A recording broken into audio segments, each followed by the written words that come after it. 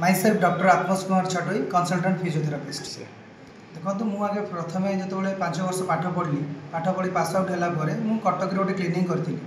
पुरीघाट पाखे से क्लिनिक रे काम करी जो ट्रिटमेंट देखुली पेसेंट मैंने आसूले बहुत माने गरीब लोक भी आसूले जार माने क्षमता नहीं कि एत दिन को 1000-500 देकी ट्रिटमेंट हाँ तेणु मुझे चिंता कली जे मोटे ग्राम निज गाँव में गोटे बड़ क्लिनिक करी फिजियोथेरापी सुविधा देवी जोटा कि पारालिसिस हो साइटिका हो आंठू गंठी बात हो भी स्पॉन्डिलाइट कि अनेक लोक भी चली पारना ठीक से क्या गोड़ कटि जाऊँगी किए आंठू दरज रोचे से भाई पेसेंट मानू ट्रिटमेंट करने गोटे निज ग्राम गोटे क्लिनिक करने निज निष्पत्ति नेली और रोगी मानक केमती भल सुविधा देवी से गोटे निष्पत्ति नेली तापर मो निज आम अंचल गरीब मैंने जो मैंने कि बाहर को जाई अधिक पैसा दे ट्रिटमेंट हो पारना से कम पैसा कि मागणार भी ट्रिटमेंट जोगाई दूसरी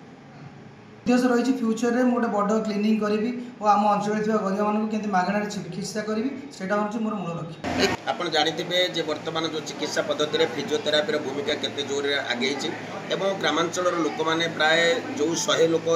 मानकर जो विभिन्न प्रकार चिकित्सा दौरान प्राय 70% लोक को डाक्तर परामर्श देउछंती जे फिजियोथेरापी करने जो फिजियोथेरापी आम स्वप्न थिला एवं विशेषकर अस्त्रंग एक उपांत और बहुत दूर भुवनेश्वर 70-80 किलोमीटर दूर जो आम अस्त्रंग ब्लॉक अवस्थित विशेषकर एठार लोक मैंने से भुवनेश्वर जा जो फिजियोथेरापी होता व्ययबहुल था जहाँ मुझे धन्यवाद देवी जे कि आज जो आम प्रज्ञा फिजियोथेरापी जो आमर जो सेंटर ये आज उद्घाटन कलु से जो जी कि अच्छा तार मालिक जे कि आत्मज कुमार को मुझे धन्यवाद देवी जे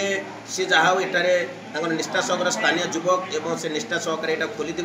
विशेषकर लोक मान पैसा ह्रास हवा सहित एवं किसी से भी गरीब लोक मानक भी कहते गरीब लोक मानक बिना मूल्य से कार्यक्रम करेंगे बहुत गरीब लोक अच्छा जे कि फिजियोथेरापी द्वारा जीवन भी अकाल चली जाए तेणु विशेषकर अस्त्रंग ब्लॉक बहुत जो मैंने जो फिजियोथेरापी जार आवश्यकता ये बहुत सहायक हम प्रज्ञा जो प्रज्ञा फिजियोथेरापी सेंटर।